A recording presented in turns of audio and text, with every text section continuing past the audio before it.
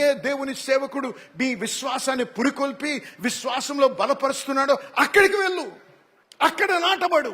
ఇది మతము కాదు, ఇది ఒక రిలేషన్షిప్, దేవునితో సంబంధంలో ఎదగాలంటే ఆ వ్యక్తిని తెలుసుకోవాలి. మతము ఎప్పుడు కూడా మనిషిని బంధిస్తుంది. మతము ఎప్పుడు ఏ మనిషిని విడిపించదు. మతము స్వస్థతను కలిగించదు. మతము నిన్ను ఎప్పుడు బంధించే ఉంచుతుంది. మతము కాదు నేను బోధించేది, దేవునితో అన్యోన్యత బోధిస్తున్నాను. 3 యోహాను 2వ ఈ విధంగా ఉంది. Beloved, above all, I wish that thou mayest prosper and be in health, even as your soul prospereth. ప్రియుడా, నీ ఆత్మ వర్ధిల్లుచున్న ప్రకారము నీవు అన్ని విషయములలో వర్ధిల్లుచు సౌఖ్యముగా ఉండవలనని ప్రార్థించున్నాను. ఇది దేవుని చిత్తము మన పట్ల. కానీ అనుభవపూర్వకంగా అనేకులు దాన్ని అనుభవించలేని స్థితిలో ఉన్నాం. ఎందుకో తెలుసా? వాగ్దానాలైతే ఇచ్చాడు దేవుడు, కానీ వాగ్దానాలు స్వతంత్రించుకునే విధానం మనకు తెలియదు. మనం ఏమనుకుంటామంటే కన్నీరు కార్చి ప్రార్థన చేస్తే అన్ని జవాబులు వస్తాయి. కన్నీరు కార్చాలి, ప్రార్థన చేయాలి, దానికి ఏమీ ఆటంకం లేదు. కానీ దేవుని యొక్క వాగ్దానం, ప్రతి వాగ్దానము కూడా ఒక నిబంధన, రక్త నిబంధనతో స్థిరపరచబడ్డాయి. అంటే దేవుడు వెనకంజ వేయలేడు, దేవుడు అది జరిగించకుండా ఉండలేడు. దేవుడు మాట తప్పితే ఒకే ఒక మార్గం. ఒక నిబంధన నుంచి నువ్వు బయటికి రావాలంటే ఇది కాంట్రాక్ట్ కాదు, ఒక కాంట్రాక్ట్ కాదు, లేకపోతే ఒక అగ్రిమెంట్ కాదు. ఇది నిబంధన. నిబంధన నుంచి, రక్త నిబంధన నుంచి బయటికి రావాలంటే ఒకే ఒక మార్గం. ఏంటో తెలుసా? మరణం. దాన్ని బట్టి గ్రహించండి దేవుడు ఎంత నిక్కచ్చిగా చెప్తున్నాడో. దేవుడు మాట తప్పని వాడు. దేవుడు ఆ మాట ఇచ్చాడంటే తన ప్రాణాన్నే లైన్ మీద పెట్టాడు. హల్లెలూయా. అర్థమైన వారు ఆమెన్ చెప్పాలి.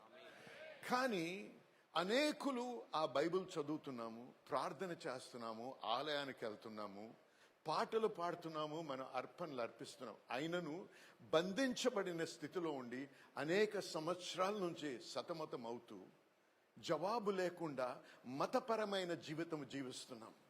జన్లారా వినండి, నేను వచ్చింది ఇక్కడికి మన దేవుని వాక్యంలో ఉన్న కొన్ని సత్యాలు మనం నేర్చుకోవడానికి, గ్రహించడానికి దేవుడు నాకు ఇచ్చినటువంటి మరి ఒక ప్రత్యక్షతను మీతో బయలుపరుచుకొని మీకు సహాయం చేయాలని వచ్చాను. రాత్రి మనం మాట్లాడుతూ విశ్వాసం గురించి ఏమన్నామంటే, వారు దేవుడిచ్చిన వాగ్దాన ప్రదేశంలోకి వెళ్ళలేకపోవడానికి కారణము ప్రార్థన లేకపోవడం కాదు, ఉపవాసం ఉండకుండా ఉండడము కాదు. ఇవన్నీ ముఖ్యమే. కానీ ఒకే ఒక మాట అన్నాడు దేవుడు, మీ అవిశ్వాసము అన్నాడు. హల్లెలూయా. అంటే మన శత్రువు ప్రతిదానికి సాతాను సాతాను సాతాను అంటాం. నిజమే, దీని అంతటి వెనక ఉన్నవాడు సాతాను. కానీ మన అజ్ఞానమే మనల్ని బంధించిన స్థితిలో ఉంచుతుంది. దేవుని యొక్క వాక్య జ్ఞానం, మానసిక జ్ఞానం కాదు. రాత్రి మీకు చెప్పాను, మానసిక జ్ఞానము కాదు, ప్రత్యక్షత జ్ఞానము, అనుభవ జ్ఞానము కూడా అవసరము దేవునిలో. ఈ 3 రకాలైన జ్ఞానము తెలిసినప్పుడే విజయవంతమైన జీవితము జీవిస్తూ దేవుడిచ్చిన వాగ్దానాలను మనం స్వతంత్రించుకుంటూ జయకరమైన జీవితము జీవించగలము. నేను చెప్పేది సత్యమైతే ఆమెనండి.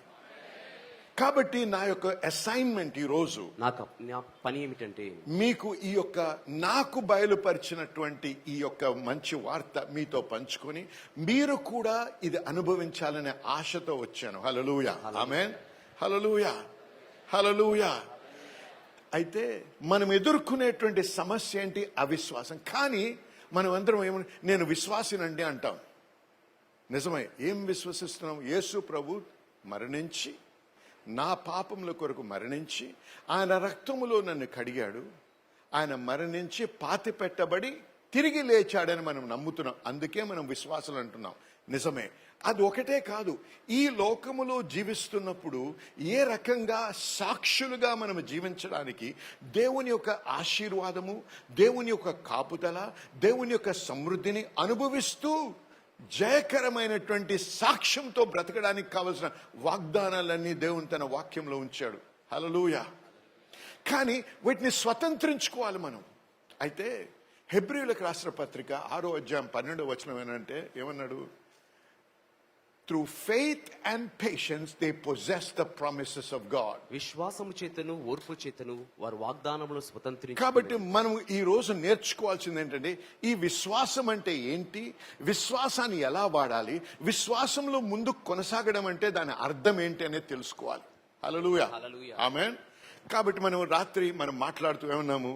ఫెయిత్ అన్నాం. వాట్ ఈస్ ఫెయిత్ అంటే విశ్వాసం అంటే ఏంటి? నమ్మకము అన్నాం. అంతేకాదు నిశ్చయత అన్నాం.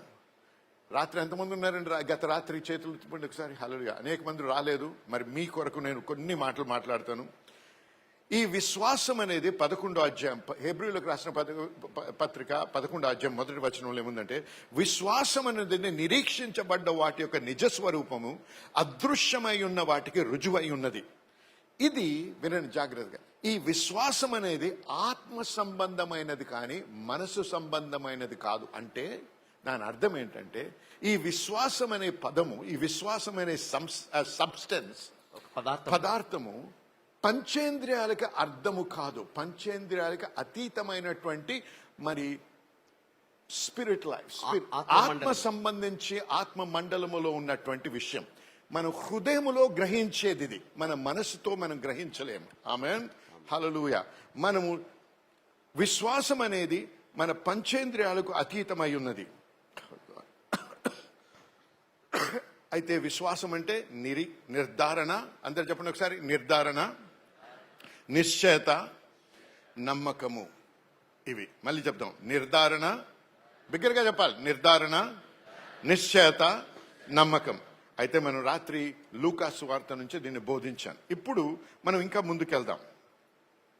అనేక మంది మనం ఏనుకుంటారు, నాకు విశ్వాసం ఉందండి, నాకు విశ్వాసం ఉంది అని అంటూ ఉంటాం. విశ్వాసం ఉంది అనే అపోహలో జీవిస్తూ ఉంటాం. కానీ జాన్ వెస్లీ గారు, అంటే మెథడిస్ట్ మిషన్, వెస్లియన్ మిషన్ స్థాపించిన గొప్ప దైవజనుడు జాన్ వెస్లీ గారు ఒక మాట అన్నారు. అనేక మంది క్రైస్తవులకి విశ్వాసమునకి మానసిక అంగీకారానికి వ్యత్యాసము తెలియదు అన్నాడు. అనేకులకి విశ్వాసముకి మానసిక అంగీకారానికి తేడా తెలియదు, వ్యత్యాసము తెలియదు. అంటే మనము నమ్ముతున్నాం అంటున్నాం కానీ మన హృదయంలో నమ్మటం లేదు. దీనికి ఒక మంచి ఉదాహరణ ఉంది. కొంతమంది ఇది వినుంటారు ఇంతకు ముందు, కానీ ఇది మీకు విపులీకరించి మీకు అర్థమయ్యేటట్టు చెప్పడానికి ఒక ఉదాహరణ వాడుకుందాం. ఎప్పుడైనా సర్కస్కి వెళ్ళారండి? చేతులు ఇప్పుడు మీరు సర్కస్ చూసినట్టయితే, అదే సర్కస్లో ఒక ఐటమ్ ఏముంటుందంటే, ఒక తాడు కడతారు అటు నుంచి ఇటు కట్టి, పోల్ పట్టుకొని ఆ తాడు మీద బ్యాలెన్స్ అవుతూ నడుస్తాడు ఒక వ్యక్తి. చూసారా? చూస్తే చేతులు ఊపండి ఒకసారి. అదే దాన్ని టైట్ రోప్ వాకింగ్ అంటారు. ఒక రోజంట నయాగ్రా ఫాల్స్, అమెరికాలో నయాగ్రా ఫాల్స్ ఉంది. నయాగ్రా ఫాల్స్ వచ్చి ఇది ఇటు సైడ్ ఏమో అమెరికా, అటు సైడ్ ఏమో కెనడా. ఈ రెండు మధ్యలో ఒక తాడు కట్టారు, బిగ్గరగా కట్టి. టైట్ రోప్ వాకర్, పేరు ప్రఖ్యాతలు కలిగినటువంటి వ్యక్తి వచ్చాడు. ఆయన ఏమనంటే, నేను ఇటు నుంచి అటు దాటగలను అంటే, అది ఆ దృశ్యం చూడడానికి అనేకులు కూడుకున్నారు, ఇటు అటు కూడా. ఎందుకంటే కాలు జారితే చరిత్రగా మారుతాడు ఆయన. హల్లెలూయా. ఇది వింతైనటువంటి సంఘటన. అయితే జాగ్రత్తగా నడుస్తూ ఇటు నుంచి అటు దాటాడు. అందరూ కూడా చప్పట్లు కొడుతూ హర్షించారు, కేకలు వేశారు, సంతోషించారు. అప్పుడు ఆయన అన్నాడంట, మీలో ఎంతమంది నమ్ముతున్నారు నేను మళ్ళీ ఇటు నుంచి అటు వెళ్ళగలనంటే? అందరూ చేతులు ఊపి మేము నమ్ముతున్నాము అన్నాడు. అయితే ఒక మాట అన్నాడంట, సరే ఒక వీల్ బ్యారో తెమ్మన్నాడు. వీల్ బ్యారో అంటే ఏంటంటే, మన కన్స్ట్రక్షన్ సైట్లలో ఇటుక, మరి సిమెంటు లేకపోతే ఇసుక తీసుకొని దొర్లించడానికి ఒక చిన్న బండి లాంటిది ఉండి, ముందు ఒక చక్రం ఉంటుంది, దాంట్లో వేసి నడిపిస్తూ ఉంటారు. చూసారు ఎప్పుడన్నా? అది దాన్ని వీల్ బ్యారో అంటారు. ఆ వీల్ బ్యారో తెమ్మన్నాడంట. వీల్ బ్యారో తెచ్చారు.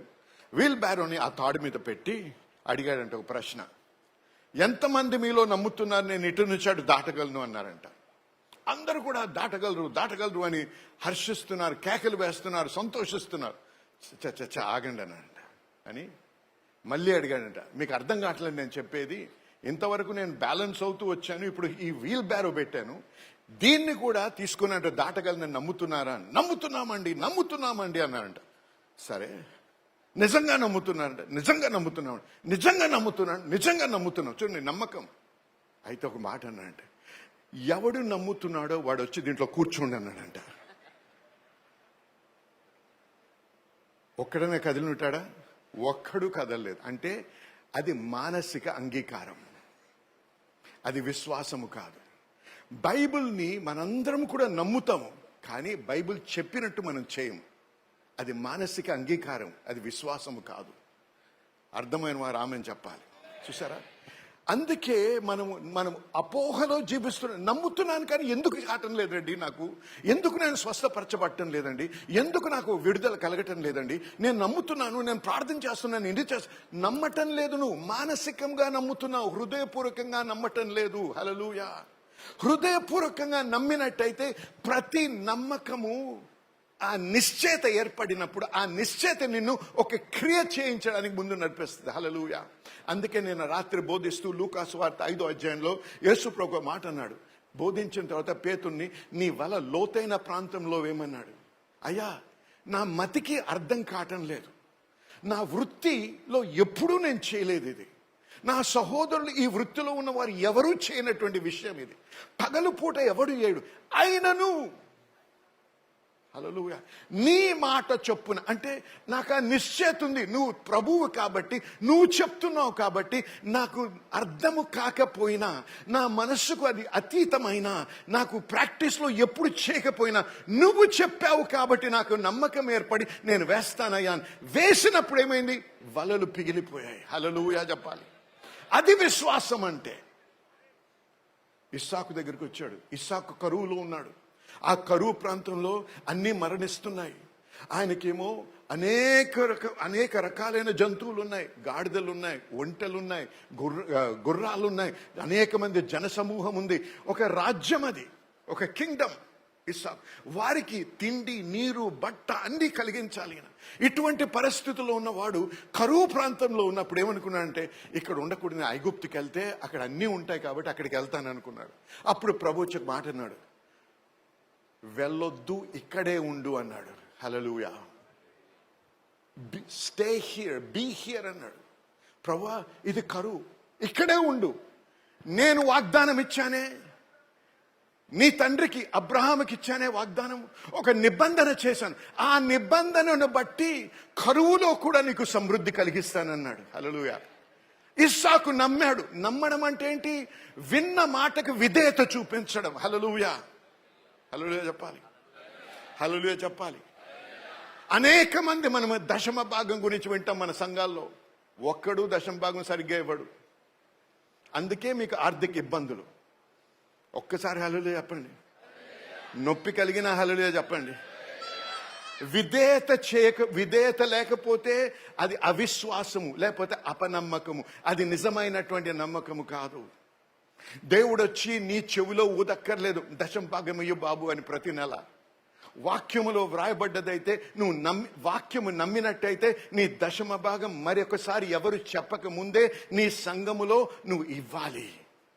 టీవీ ఇవాంజలిస్ట్ కాదు, నేను టీవీ మీద ఉన్నాను, నాకు ఇవ్వకూడదు. అర్థమవుతుంది నేను చెప్పేది? నాకు మీరు పంపిస్తే మీ అర్పణ పంపిస్తారు, ఈ సేవ ఇంకా ప్రబలాలని. కానీ దశమ భాగం ఎవరికి ఇవ్వాలి? ఏ పాస్టర్ కిందైతే మీరు తర్బీదు పొందుతున్నారో, ఏ పాస్టర్ అయితే నీకు అనారోగ్యం ఉన్నప్పుడు నిన్ను దర్శిస్తున్నాడో, ఏ పాస్టర్ అయితే నిన్ను ఆత్మీయ జీవితంలో పోషిస్తున్నాడో, ఏ సంఘములో నువ్వు నాటబడ్డావు, నీ స్టోర్ హౌస్ అన్నాడు ఇంగ్లీష్ బైబుల్లో, మందిరపు నిధి. ఆ మందిరపు నిధిలో ఇవ్వమన్నాడు. ఎక్కడ నీవు ఆత్మీయంగా పెరుగుతున్నావు? ఎవరు నిన్ను చూసుకుంటున్నారు? నీ కష్టంలో ఉన్నప్పుడు నాకు ఫోన్ చేసినా నేను ప్రార్థన చేయలేను, నాకు అందదు కూడా ఆ ఫోన్. నాకు ఇవ్వకూడదు, నాలాంటి వారికి ఇవ్వకూడదు. దశమ భాగం ఎవరికి ఇవ్వాలి? ఎవరైతే నిన్ను ఆత్మీయ విధానంలో ఎదిగించడానికి కృషించి నీ కొరకు ప్రార్థన చేస్తారో వారి అక్కడ ఆ సంఘములో మీరు ఇవ్వాలి. అర్థమైన వారు ఆమెను చెప్పండి. హల్లెలూయా. పాస్టర్లు మీరు బలపడాలని, మీ సంఘాలు ఎదగాలని, మీ సంఘాలు ఇంకా గొప్పగా ఉండాలని, ప్రతి సంఘము దాదాపు 1000 మందన్నా ఉండాలని ఉద్దేశంతోనే ఈ ప్రాంతానికి వచ్చాం మేమేదో కట్టేసుకోవాలని కాదు, నా పేరేదో పెద్దగా చేసేసుకోవాలని కాదు, కానీ మీరు మనము సహోదరులం దేవుని సేవలో మనం ఒకరికొకరు సహాయపడాలి. నాకు దేవుడిచ్చినటువంటి కృపను మీతో పంచుకోవడానికి, మీకు అవగాహన కలిగించడానికి, మీకు అర్థం చేయడానికి, నాకైతే ఏ దేవుడైతే నన్ను దీవించాడో ఆ దేవుడే మిమ్మల్ని కూడా దీవిస్తూ ఇంకా గొప్పగా వాడుకోవాలనే ఉద్దేశంతో వచ్చాను. హల్లెలూయా, ఆమేన్. మీరు దీవించబడతారు, మీరు దీవించబడాలి. ఇది నా ప్రార్థన. వరంగల్ పట్టణము దేవుని నామానికి వంగాలి. అనేకులు అన్యజనులు దేవుని దగ్గరికి రావాలి. మనము ఒకరి మధ్యలో ఒకరు పోటీ పడకుండా అందరూ కూడా సహోదర అన్యోన్యతతో బ్రతుకుతూ మనము దేవుని నామాన్ని గణపరుస్తూ సంఘాలని బలపరచాలి. ఒక సంఘానికి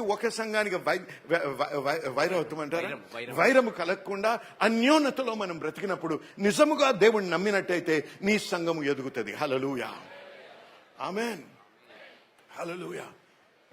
ఇస్సాకు అక్కడే ఉన్నాడు. కరువు ప్రాంతంలో విత్తనము విత్తాడు. అప్పుడు ఏమైందండి? 100 వంతులు, 100 పంట దేవుడిచ్చాడు. వర్షముని బట్టి కాదు, భూమి నేలని బట్టి కాదు, తన వాగ్దానాన్ని బట్టి. ఆ దేవుడే నా దేవుడు. మీ దేవుడు ఎవరో నాకు తెలియదు. హల్లెలూయా. ప్రభుత్వం ఎవరైనా, ఎటువంటి కఠిన పరిస్థితులున్నా, ఎటువంటి కరువున్నా నీవు లేములో బ్రతకాల్సిన అవసరం లేదు. ఏ కోవిడ్ వచ్చినా, ఎటువంటి అపాయకరమైనటువంటి జబ్బు అందరినీ తాకుతున్నా నిన్ను తాకడానికి వీలు లేదు. అటువంటి నిశ్చయత నీకు ఉండాలి. నా చుట్టూ మరణించవచ్చు, కానీ నన్ను మరణము తాకలేదు. 1,000 may fall at my side and 10,000 at my right hand, but it shall not come nigh my dwelling. నా వైపున 1000 మంది కూలినా, కుడి వైపున 10,000 మంది కూలినా అది నా ఎదుకు రాదు అనే నిశ్చయత మన హృదయంలో ఉండాలి. నిర్ధారణ ఉండాలి, నమ్మకం ఉండాలి. ఆ ధైర్యముతో మనం జీవించాలి. అంటే అదేదో మానసికంగా అయితే జరగదు. అందుకే ధ్యానించాలి వాక్యం. ఆ వాక్యము ధ్యానించినప్పుడు ఆ వాక్యం మన హృదయంలో స్థిరపరచబడి ఒక రకమైనటువంటి దేవుని కృపని బట్టి వచ్చే ధైర్యాన్ని బట్టి మనం ధైర్యముగా నిలబడగలము. హల్లెలూయా, హల్లెలూయా, హల్లెలూయా. దేవుని వాక్యాన్ని మనం బలముగా నమ్మాలి. కోవిడ్ వచ్చినప్పుడు భయంకరమైన భయముతో అనేక మంది చనిపోయారు. కోవిడ్ వచ్చినప్పుడు భయముతో అందరూ కూడా ఏం తీసుకున్నారు? వ్యాక్సినేషన్ తీసుకున్నారు. జనులారా వినండి, కోవిడ్ సమయంలో నేను ఒకటే బోధించాను. సామ్ 91 ఇలాగే ఒకరోజు ఆదివారం బోధించి దిగిపోతా ఉంటాను. ఆ సమయంలో ఇంకా మన దేశంలోకి రాలేదు, చైనాలో ఉన్నప్పుడు జనవరి ఫిబ్రవరి మాసాల్లో ఇలా దిగుతున్నప్పుడు పరిశుద్ధాత్ముడు నన్ను నడిపించి మళ్ళీ వెనక్కి వచ్చి చెప్పాను, సామ్ 91 చదవండి. సామ్ 91 కీర్తనలు 91. ఇది నీ ప్రార్థన అయి ఉండాలి, నీ ఒప్పుకోలై ఉండాలి. ఇదే నువ్వు ప్రకటించాలి. It shall not come nigh me, no evil shall befall me, neither shall any plague come nigh my dwelling. ఏ అపాయము నా యొద్దకు రాదు, ఏ తెగులు నా గుడారమును సమీపించదు. జనులారా, అందరూ భయముతో ఇళ్లలో బంధించబడ్డారు. ఆ సమయంలో 3 సార్లు వ్యాక్సినేషన్ లేకుండా లోకమంతా తిరిగి వచ్చాను నేను. హల్లెలూయా. నేను ఒక్కడనే కాదు, నా కుటుంబం అంతా కూడా. గొప్ప చెప్పుకోవటం లేదు, వాక్యములో నా బలము గురించి గొప్ప చెప్తున్నాను. నా గురించి కాదు, ఆ వాక్యం మమ్మల్ని కాపాడింది. దేవుని వాక్యం మనం భద్రపరిచింది. దేవుని వాక్యం అది మాకు తాకకుండా భద్రపరిచి ఉంచింది. దేవుని వాక్యము నమ్మిన వారు బిగ్గరగా హల్లెలూయా చెప్పారు. జనులారా, మీరు ప్రత్యేకించబడ్డవారు, మీ రక్తముతో, యేసయ్య రక్తంతో కొనబడ్డవారు. మీరు మామూలు మనుషులు కాదు, మీరు క్రీస్తు బిడ్డలు. మనలో క్రీస్తు జీవిస్తున్నాడు, పరిశుద్ధాత్ముడు మనలో ఉన్నాడు. హల్లెలూయా. ఏ అపాయము మనకు రాలేదు, రానేరదు. హల్లెలూయా. రావడానికి వీలు లేదు. ఆ నిశ్చయతతో మనం బ్రతకాలి. ఏ లేమి నాకు తాకదు, ఏ లేమిలో నేను బ్రతకను, నేను సమృద్ధిలో జీవిస్తాను. దేవుని యొక్క కృపలో, దేవుని యొక్క భద్రతలో నేను జీవిస్తాననే నిశ్చయత మనకు అవసరం. హల్లెలూయా. ఆ రకమైనటువంటి విశ్వాసం మనకు అవసరం. హల్లెలూయా. జనులారా వినండి, ప్రార్థన చాలా ప్రాముఖ్యం, ఉపవాసం ప్రాముఖ్యం. కానీ ఇవన్నీ మతపరముగా చేస్తే ఏ ప్రయోజనము లేదు. అందుకే ఏది చేసినా వాక్యంపై ఆధారపడి జరిగించాలి. ప్రార్థన కూడా వాక్యాధారముపై ఉండాలి. వాక్యముదా. అందుకే ప్రభు అన్నాడు, నాకు జ్ఞాపకము చెయ్యు అన్నాడు ప్రభు. అవునా? అవునాడా లేదండి? నాకు జ్ఞాపకము చేయమన్నాడు ప్రభు. దేవుడికి మతిమరుపు లేదు. కానీ ఒక కోర్ట్ సీన్ అన్నమాట. జడ్జి గారు ఉంటారు, జడ్జికి అన్నీ తెలుసు. కానీ వాదించేవారు వచ్చి అన్ని పాత కేసులు తీసుకుంటూ లాలో మరి రాజ్యాంగంలో ఏమి రాయబడ్డదో అది కోట్ చేస్తూ ఉంటారు. ఆయనకి చెప్తూ ఉంటారు, ఇది ఆర్టికల్ అండి, ఇది సబ్ సెక్షన్ అండి, ఈ డివిజన్ లో ఇలా రాయబడి ఉందండి, ఈ గతంలో ఇటువంటి కేసు వచ్చినప్పుడు ఈ రకమైనటువంటి తీర్మానం అయ్యిందండి, కాబట్టి మీరు ఈ విధంగా చేయాలి. ఆ రకమైనటువంటి ఆర్గ్యుమెంట్ అడుగుతున్నాడు ప్రభు ప్రార్థనలో. హల్లెలూయా. అందుకే యెహోషాపాతుకి ఎదిరించిన రాజులు వచ్చారు. వచ్చినప్పుడు యెహోషాపాతు ఏం చేశాడు? ప్రార్థన అన్నాడు, ఉపవాసం అన్నాడు. అందరూ చూసారా, ప్రార్థన ప్రాముఖ్యం, ఉపవాసం ప్రాముఖ్యం. కానీ వినండి, ప్రార్థన ఏ విధంగా చేశాడో తెలుసా? ప్రభువా, నీవు మాకు వాగ్దానం ఇచ్చిన దేశం ఇది. నువ్వు అయితే మేము ఈ దేశానికి వచ్చి, గుర్తు చేస్తున్నాడు ప్రభు, మేము ఈ దేశానికి వచ్చేటప్పుడు ఎవరైతే మమ్మల్ని ఎదురిస్తున్నారో వారిని మీరు ముట్టొద్దన్నారు, వారిని జయించొద్దన్నారు, వారిని తప్పుకొని రమ్మన్నారు. మేము తప్పుకొని వారికి హాని చేయకుండా వచ్చాము.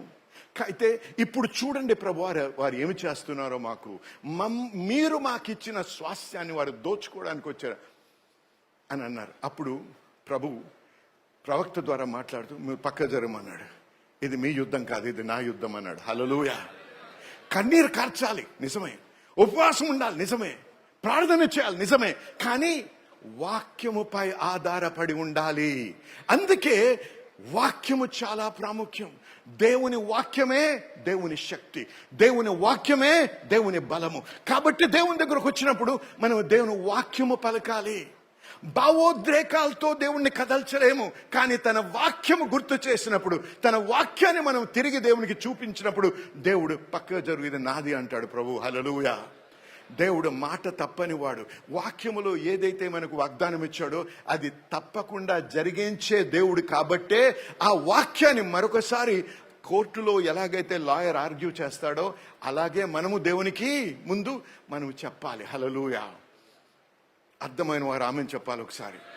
కాబట్టి జనులారా, విశ్వాసము లేకుండా ఏ వాగ్దానాన్ని కూడా మనము స్వతంత్రించుకోలేము, స్వాధీనపరచుకోలేము. అది స్వస్థత అవ్వచ్చు, అది విడుదల అవ్వచ్చు, అది లేకపోతే సమృద్ధి అవ్వచ్చు, మనశ్శాంతి అవ్వచ్చు, ఏదైనా కుటుంబంలో ఐక్యత అవ్వచ్చు, భార్య భర్తల మధ్యలో ఐక్యత అవ్వచ్చు, బిడ్డలు తల్లిదండ్రుల మధ్యలో ఐక్యత అవ్వచ్చు, ఏదైనా సరే నువ్వు పొందగలవు. నమ్మిన వారు ఆమెను చెప్పాలి. కానీ మనం నేర్చుకోవాల్సింది ఏంటంటే, విశ్వాసం అంటే ఏంటి, విశ్వాసాన్ని ఎలా పొందగలం, విశ్వాసం ఎలా పొందగలం? వినుట వలన విశ్వాసం. ఏంటంటే రోమీయులకు రాసిన పత్రిక 10వ అధ్యాయం 17వ వచనం, జాగ్రత్తగా వినాలి. Faith cometh by hearing and hearing by the word of God. వినుట వలన విశ్వాసం కలుగును, వినుట క్రీస్తుని గురించిన మాట వలన కలుగును. ఆగండి, ఇక్కడ hearing by the word of God అని ఉంది.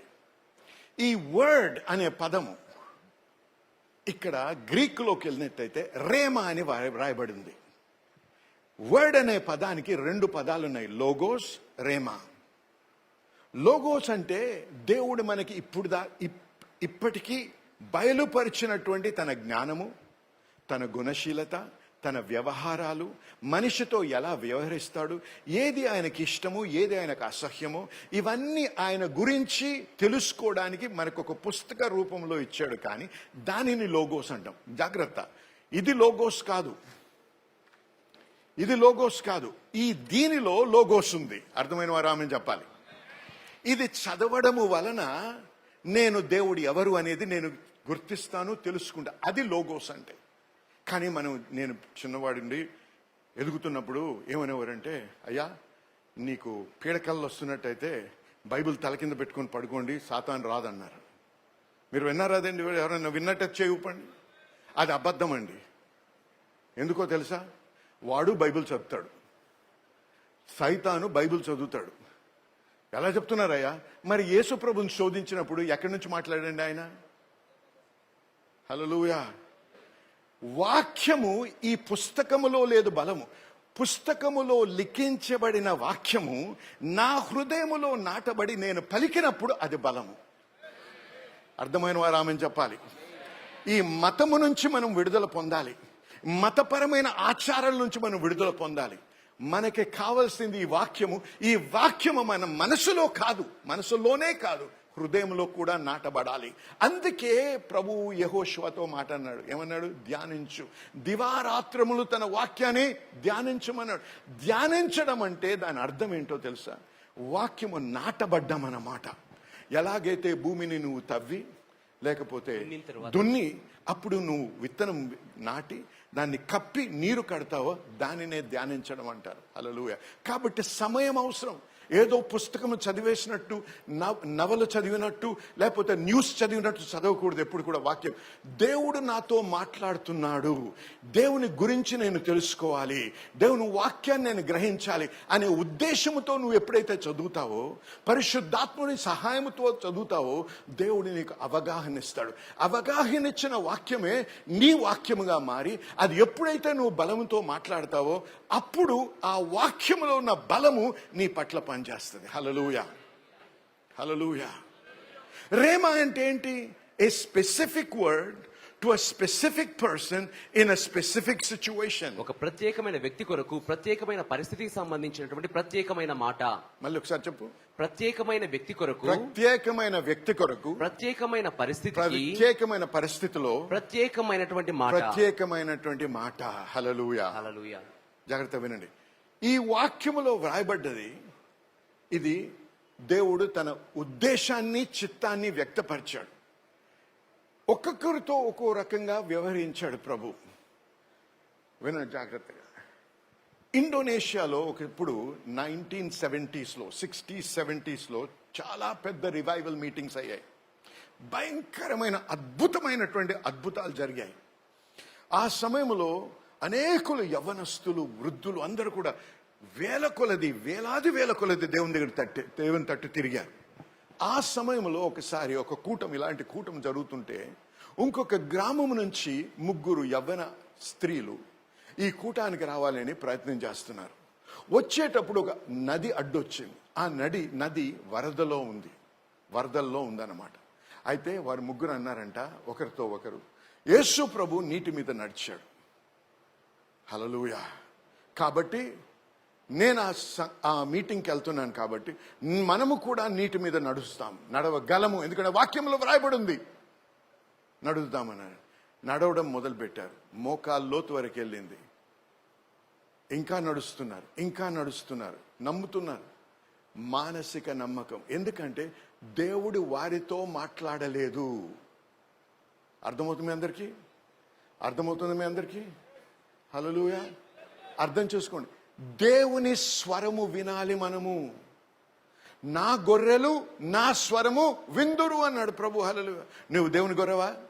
అయితే నీవు దేవుని గొర్రెవైతే నువ్వు ఏం గోజాడాలో తెలుసా? ప్రార్థనలో ఉద్యోగం కాదు, వివాహము కాదు, పిల్లలు కాదు, డబ్బు కాదు.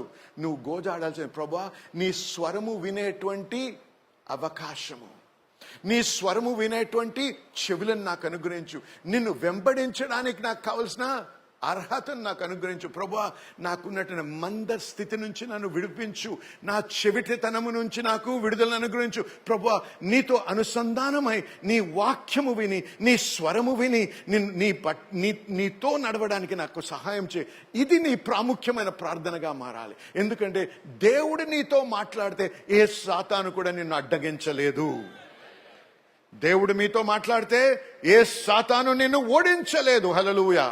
కాబట్టి మన ప్రార్థనలో ప్రభువా నీ ప్రణాళిక ఏంటి నా పట్ల, ఏం చేయనై ఉన్నావు, నేనేమి చేయాలి అని అడుగుతూ మనం ముందుకెళ్ళాలి. హల్లెలూయా. ఆమేన్, ఆమేన్, హల్లెలూయా. అయితే ఈ 3 ఇంకా నడుస్తూ ఉంటే ఆ కరెంట్ అంటారు చూసారా, నదిలో ఉన్నటువంటి ప్రవాహము ఫోర్స్ తో 3 కొట్టుకుపోయి చనిపోయారు. దేవుని నామానికి ఘనత రాలేదు, అవమానం వచ్చింది. ఇది విశ్వాసము కాదు, దీన్ని ప్రిజంప్షన్ అంటారు ఇంగ్లీష్లో. అపోహలో నడవకూడదు. నమ్ముతున్నానని మతపరమైనటువంటి పిచ్చి నమ్మకము కాదు.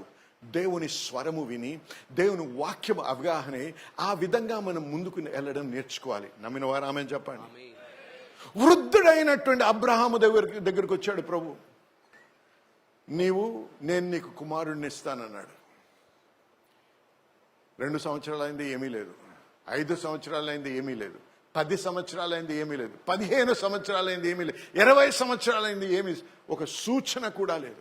అయినా ప్రభు వాక్యంలో ఒక మాట వ్రాయబడింది. వాక్యంలో రోమీలకు రాసిన పత్రిక 4వ అధ్యాయం, he did not waver in faith. అతడు విశ్వాసమందు బలహీనుడు కాక, he did not consider the deadness of his body, తన మృతతుల్యమైన శరీరమును nor did పట్టించుకొనలేదు. he consider the deadness of Sarah's womb, Sarah గర్భం మృతతుల్యమైనట్లు ఆలోచించలేదు, but grew strong by giving praise to God. దేవుని మహిమపరుస్తూ విశ్వాసమందు బలపడ్డాడు. దేని మీద ఆధారపడి ఇలా చేస్తున్నాడు? దేవుని మాట విన్నాడు, దేవుని స్వరము విన్నాడు. హల్లెలూయా. మాట తప్పని దేవుడు. ఆలస్యమైనంత మాత్రాన చెయ్యను అంటం లేదు దేవుడు. Delay is not denial. ఆలస్యం అనేది నిరాకారం కాదు. Hallelujah. Delay is not denial. ఆలస్యం అనేది నిరాకరించడం God కాదు. does not follow your time schedule or your time plan. దేవుడు నీ కాల వ్యవధి ప్రకారం God పనిచేయడు. always works according to his plan. దేవుడు తన ప్రణాళిక చొప్పున పని చేస్తాడు. కానీ ఇక్కడ నేర్చుకునేది ఏంటంటే ఆయన స్వరము. విశ్వాసం ఎలాగొచ్చిందండి అబ్రహాముకి? దేవుని స్వరము విన్నాడు. హల్లెలూయా. మనము కూడా ఏ సమస్యలో ఉన్నా ఆ సమస్య గురించి మనం దేవుని దగ్గర కనిపెట్టినప్పుడు, వాక్యము చదువుతూ వాక్యము ధ్యానిస్తున్నప్పుడు దేవుడు మీతో మాట్లాడతాడు. హల్లెలూయా. దేవుని స్వరము వీరు వింటారు. హల్లెలూయా. హల్లెలూయా. ఒకసారి నేను మా ఇంట్లో నా రూమ్లో ఉండి నేను చదువుకుంటా ఉన్నాను. వాక్యం సంబంధించిన పుస్తకాలు చదువుతున్నప్పుడు పక్క గదిలో ఫోన్ వచ్చింది. ఆ ఫోన్లో మా అమ్మ మాట్లాడుతూ ఉంది, మా తల్లి. ఆ ఫోన్ ఏం చెప్తున్నానంటే, మా చిన్నాన్న కొడుకు 2 బిల్డింగ్ నుంచి పడిపోయి ముక్కులోంచి చెవులోంచి రక్తం కారుతుంది, చిన్న బాలుడు అని చెప్పారు. అంటే చాలా సీరియస్. ఆయనేమో డాక్టర్, ఆయనకి తెలుసు ఎంత సీరియస్. ఎందుకంటే మరణంకి తావు తీయవచ్చు, లేకపోతే ఇంకేదైనా అవ్వచ్చు. అయితే ఇది నేను I just over heard it. నేను నేరుగా వినలేదు కానీ అలా వినిపించింది. అలా వాళ్ళు అయితే మాట్లాడుకోవడం. ఆ మాట సంభాషణ అయి నా తలుపు దగ్గరకు వచ్చి మా అమ్మ చెప్తుంటే లోపల నుంచి ఒక స్వరం వినపడుతుంది. ఏమంటే, tell them he will not die. Hallelujah. Tell them he will not die. తను చనిపోడని వారికి చెప్పు. స్వరము విన్నాను. ఆ రోజు కర్ఫ్యూ ఉంది, వాళ్ళు బయటికి వెళ్ళాలంటే. అటువంటి ప్రమాదమైన స్థితిలో దేవుని స్వరము విని ఆ దేవుని మాట నేను చెప్పాను, ఏమీ కాదు ఆ పిల్లోడికి, బ్రతుకుతాడు అని. హల్లెలూయా. గమనిస్తున్నారా? దేవుని స్వరము విన్నప్పుడు దేవుని విశ్వాసం, మనం వాక్యములో విశ్వాసములో బలపడతాం. హల్లెలూయా. దేవునికి మహిమ కలుగును గాక. ఆమేన్, ఆమేన్, ఆమేన్. వినుట వలన విశ్వాసము కలుగుతుంది. 12 సంవత్సరాల నుంచి రక్తస్రావ రోగంతో బాధపడుతుంది ఈ వ్యక్తి. అనేక మంది వైద్యుల దగ్గరికి వెళ్ళింది, ఉన్న సమస్త ఆస్తిని కోల్పోయింది. ఎవరూ ఆమెకి నిరీక్షణ ఇవ్వలేదు, స్వస్థతను కలిగించలేదు, విడుదలను అనుగ్రహించలేదు. అటువంటి సమయంలో పతనమైనటువంటి స్థితిలో ఉన్నప్పుడు దేవుని వాక్యంలో వ్రాయబడింది ఒక మాట, యేసు ప్రభు గురించి విన్నదంట. హల్లెలూయా. హల్లెలూయా చెప్పాలి. ఏమన్నదండి? యేసు ప్రభు గురించి విన్నది. ఏమి విన్నది? యేసు ప్రభు రోగుల్ని స్వస్థపరుస్తున్నాడు, దయ్యములతో పట్టిన వారికి విడుదల అనుగ్రహిస్తున్నాడు, గుడ్డి వారికి చూపునిస్తున్నాడు, కుంటి వారికి కాళ్ళనిస్తున్నాడు, ఆయన అద్భుతాలు జరిగిస్తున్నాడు అనే సువార్తను విన్నది. హల్లెలూయా. జనులారా, ఆ సువార్తే నేను ఇవాళ రాత్రి ప్రకటిస్తున్నాను. ఎటువంటి పరిస్థితిలో నువ్వు ఉన్నా దేవుని మాట విన్నట్టయితే, దేవుని వాక్యము విన్నట్టయితే, విశ్వాసం పురికొల్పించబడి ఆ విశ్వాసము ద్వారా నువ్వు సమస్తాన్ని దేవుని వాక్యములో నీకు ఏదైతే దేవుడు వాగ్దానం ఇచ్చాడు అది నీ స్వతంత్రించుకోగలవు, సంపాదించుకోగలవు. ఎవరూ నీకు ప్రార్థన చేయాల్సిన అవసరం లేదు. హల్లెలూయా.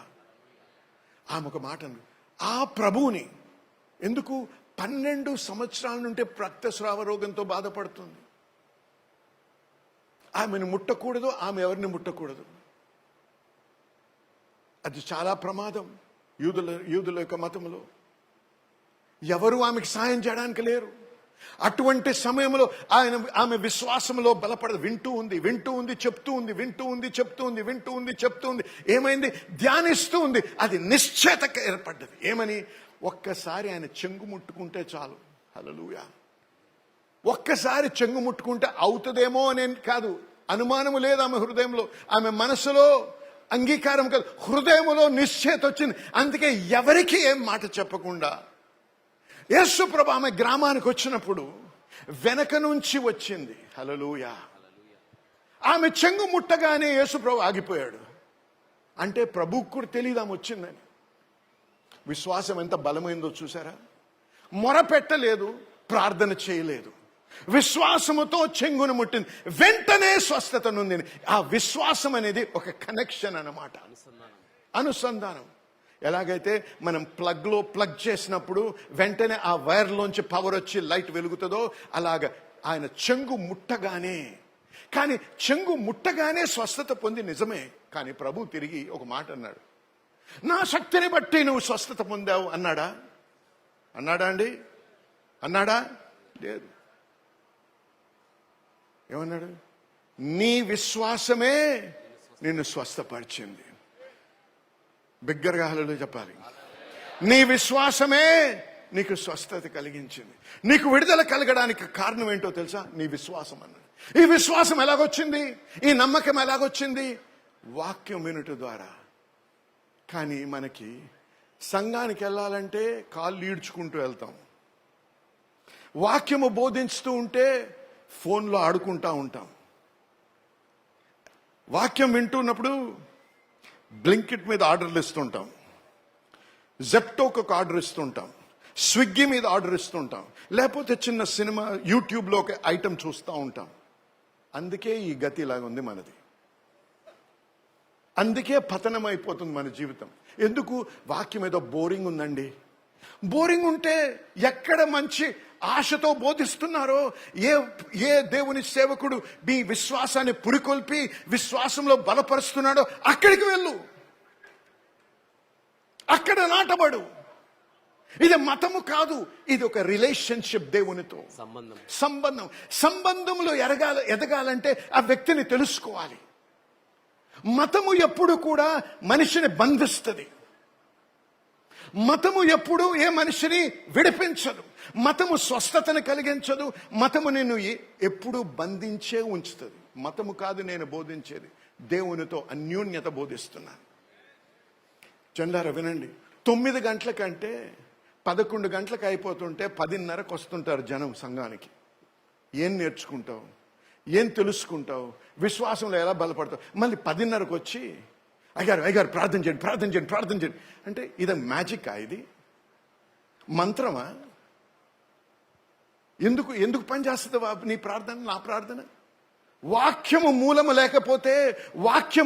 లేకపోతే పని చేయదు. అందుకే ప్రభు ఎక్కడికి వెళ్ళినా ఒక మాట ఉంది వాక్యంలో, he taught అని.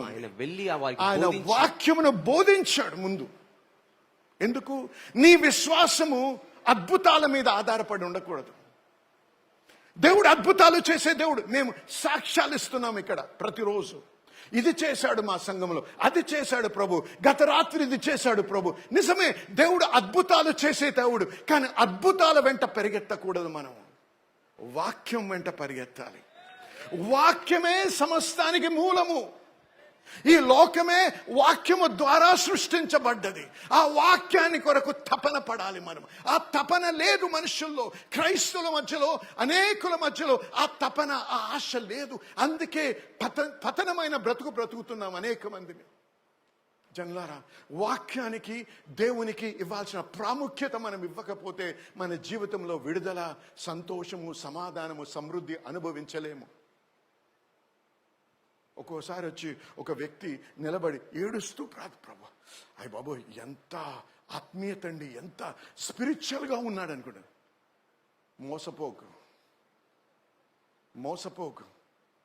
బాగా తాగేసి వస్తాడు రాత్రి ఒకడు, భార్యతో అంటే మళ్ళీ నేను ముట్టను నేను వెళ్ళను అని ఏడుస్తాడు. రేపు సాయంత్రం 7 గంటలకు ఎక్కడ ఉంటాడు? బార్లో ఉంటాడు మళ్ళీ. అది నిజమైన పశ్చాత్తాపం కాదు. దేవుణ్ణి మనం మోసపరచలేము. హృదయాల్ని వెతికి తెలుసుకునే దేవుడు మన దేవుడు. అర్థమైన వారు ఆమెను చెప్పండి. అందుకే వాక్యం ఇంపార్టెంట్. ఈ వాక్యము లేకపోతే మనము జయకరమైన జీవితము జీవించడం. వాక్యాన్ని ధ్యానించండి, వాక్యాన్ని చదవండి. నీ విశ్వాసము వాక్యము ద్వారా వస్తుంది. హల్లెలూయా. అందుకే నేను రివైవల్ మీటింగ్ చేయడానికి రాలేదు ఇక్కడ. దీన్ని ఏమన్నామండి? వరంగల్ ఫెయిత్ ఫెస్టివల్, విశ్వాస మహోత్సవాలు. హల్లెలూయా. దేవుని జనులు, దేవుని బిడ్డలు విశ్వాసంలో కట్టబడాలి, విశ్వాసాన్ని తెలుసుకోవాలి, విశ్వాసంలో బలపడాలి. ఎందుకంటే నీ ప్రతి విజయానికి, నీ స్వస్థతకి మూల కారణము వాక్యమై ఉన్నది. హల్లెలూయా. ఆది అందు వాక్యము ఉండెను, వాక్యము దేవుడై ఉండెను, వాక్యము దేవుని యొద్ద ఉండెను. ఆ వాక్యమే శరీరధారి అయిన వచ్చెను. హల్లెలూయా. ఆ వాక్యమే యేసు ప్రభు. హల్లెలూయా. నా ప్రార్థన ఏంటో తెలుసా? ఈ 3 రాత్రుల తర్వాత మీ హృదయంలో దేవుడు ఒక నూతనమైనటువంటి ఆశ, ఆకలి, దాహము వాక్యం పట్ల కలిగించాలని. ఎప్పుడైతే నీకు ఆ దాహము, ఆకలి కలిగిస్తాడో దేవుడు, అప్పుడు నువ్వు వాక్యము పట్ల ఆశించి చదివి ధ్యానించినప్పుడు నీ విశ్వాసంలో నువ్వు కట్టబడతావు. హల్లెలూయా చెప్పాలి. ఆమెన్. దీవించబడ్డారా? ఆమెన్. ఇంకొక మెట్టు ఉంది, కానీ ఇవాళ పూర్తి చేయలేము. ఇంకో మెట్టు. సరే, విశ్వాసం వచ్చింది. ఈ విశ్వాసాన్ని ఎలా వాడాలి నేను? How do I put the faith in to practice? ఎలా విశ్వాసాన్ని నేను పాటించాలి, క్రియల్లో పెట్టాలి? ఎలాగ విశ్వాసాన్ని వాడి ఆ వాగ్దాన్ని నేను స్వాధీనపరచుకోవాలి? ఈ ఆశ మనకు ఉండాలి, ఈ దాహం మనకు ఉండాలి. హల్లెలూయా. ఇది చూసుకుందాం ఈ రాత్రి కొద్దిసేపు. దాని తర్వాత రేపు ఇంకా లోతుగా వెళ్దాం. అయితే రేపు నా ఆశ ఏంటంటే, ఈ విశ్వాసము ద్వారా మనం ఎలాగైతే స్వస్థత పొందొచ్చో, ఎలాగైతే సమృద్ధి పొందొచ్చో, ఎలాగైతే విడుదల పొందొచ్చో, ఇవన్నీ నేర్పిస్తూ రేపు ఇంకొక విషయం, దేవుడు తన బిడ్డలు సమృద్ధిలో బ్రతకాలనేదే దేవుని యొక్క ఉద్దేశం. సమృద్ధికి ఒక కారణం ఉంది. ఆ కారణం ఏంటో తెలుసా? నేనేదో గొప్పవాడి అయిపోవడానికి కాదు, దేవుని రాజ్యము కట్టడానికి మనకి సమృద్ధి ఉండాలి. సంఘాలు ప్రభుత్వం వైపు తిరగకూడదు, సంఘాలు ఇతర దేశాల పట్ల తిరగకూడదు, సంఘాలు గొప్పవారి పట్ల తిరిగి చేయి చాపకూడదు. మనము దేవుని యందు విశ్వాసం ఉంచి దేవుని నుంచి ఆశీర్వాదము, ఆ సమృద్ధిని పొందాలి. హల్లెలూయా. ఇది కూడా వాక్యము ద్వారా అనుభవించగలడు. నేను సాక్ష్యము దీనికి. అనేక మంది మమ్మల్ని ఏమన్నారు తెలుసా? ప్రాస్పెరిటీ ప్రీచర్స్ అన్నారు. వర్ధిల్లుట గురించి బోధించే సంఘం అని. జనలారా వినండి, ప్రాస్పెరిటీ అనే పదము బూతు పదము కాదు. ప్రాస్పెరిటీ అనేది దేవుడు పలికిన మాట. ఐ విల్ ప్రాస్పర్ యు అన్నాడు దేవుడు. నేను నిన్ను వర్ధిల్లింప చేస్తాను. ఆమేన్ చెప్పండి. ఆమేన్. ఇక్కడ కూడా కొద్ది మంది మమ్మల్ని మా గురించి మాట్లాడుతూ ఆ ప్రాస్పెరిటీ ప్రీచర్స్ వినకండి అన్నారు. మీ ఇష్టం. ఒకరిని చూసి ఈర్చపడనక్కర్లేదు, ఒకరిని చూసి నేర్చుకోవాలి. డబ్బు వెంట పరిగెత్తమని నేను ఎప్పుడు బోధించను. దేవుని వెంట పరిగెత్తండి, డబ్బు నీ వెంట పరిగెడుతుంది. దీనికి సాక్ష్యము నేను. నా జీవితంలో అనేక సాక్ష్యాలు ఉన్నాయి. నేను డబ్బును కోరలేదు, డబ్బును అడగలేదు. జనము వెంటబడి వచ్చి ఇచ్చారు.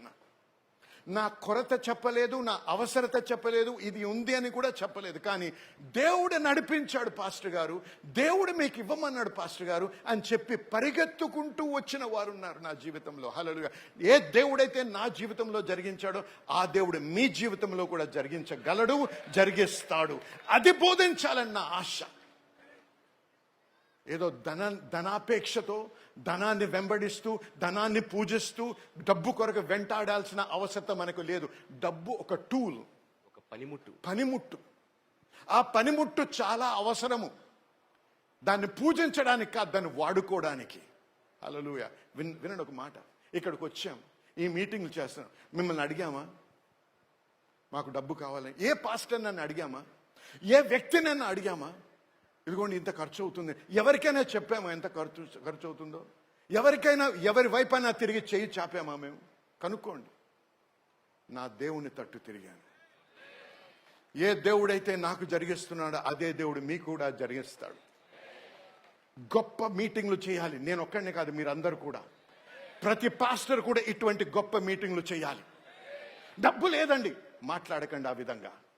నీకు డబ్బు లేదేమో, ఆ దేవునికి ఉంది. ఆ దేవుణ్ణి అనుసంధానమైతే ఆ డబ్బు నిన్ను వెంటాడుతూ వస్తుంది. హల్లెలూయా. నువ్వు ఆపలేవు, అది నిన్ను వెంటాడుతుంది. ఎందుకు? నువ్వు దేవుని రాజ్య వ్యాప్తి కొరకు తప్పిస్తున్నావు కాబట్టి, జనులు రక్షించబడాలని ప్రార్థన చేస్తున్నావు. ఆ ప్రార్థనని ఆ జవాబు రావాలంటే కూటాలు జరిగించాలి, అనేక మందికి సువార్తను ప్రకటించాలి. అది మామూలుగా జరిగేది కాదు, డబ్బుతో కూడింది. డబ్బు ఒక ఆయుధము. ఎలాగైతే హైదరాబాద్ నుంచి ఇక్కడ రావడానికి కారు అవసరమో, అలాగే కూటాలు నడిపించాలంటే, ఈ లైట్లు ఎలగాలంటే, ఈ స్టేజ్ మీద ఇవన్నీ ఉండాలంటే డబ్బు అనే ఒక టూల్, ఒక పదార్థం, ఒక పనిముట్టు అవసరం. నమ్మిన వారు ఆమె చెప్పండి ఒకసారి. జన్లారా, మనం అడుక్కు తినే వారము కాదు, బిచ్చగాళ్ళము కాదు, దేవుని బిడ్డలము. దేవుని బిడ్డలు బిచ్చం ఎత్తకూడదు. హల్లెలూయా.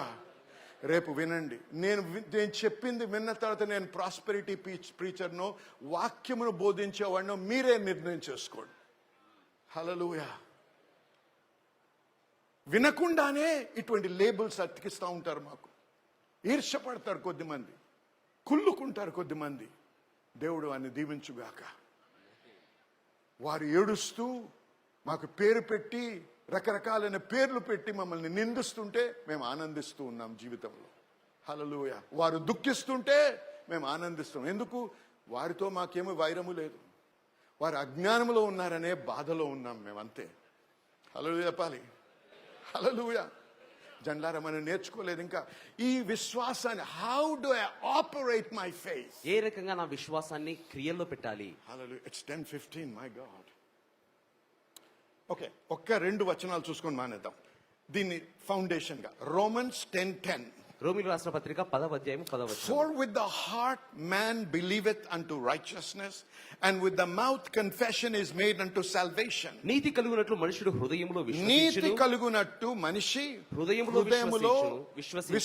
హృదయములో, చూసారా, మనసులో కాదు, హృదయములో విశ్వసించి రక్షణ కలుగునట్లు నోటితో ఒప్పుకుంటాడు. హల్లెలూయా.